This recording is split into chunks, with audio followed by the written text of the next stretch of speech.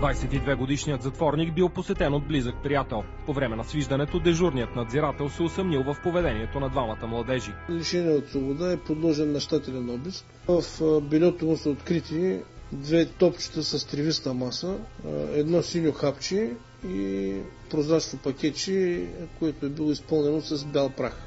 Оказва се, че това не е единствен случай, когато смелчаци се опитват да внесат забранени вещи зад стените на бургаския затвор. Намирали сме забранени вещи, наркотици най-вече в плодове, в портокали, в ябълки, внимателно разрязани, отстранява се тяхната вътрешност и след това внимателно залепени.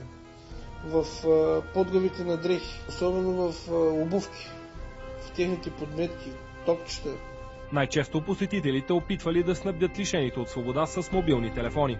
Най-оригиналният предмет за връзка с външния свят е този часовник-телефон. Намирани са още машинки за татуиране, всевъзможни ножчета тип запалка и всякакви шила.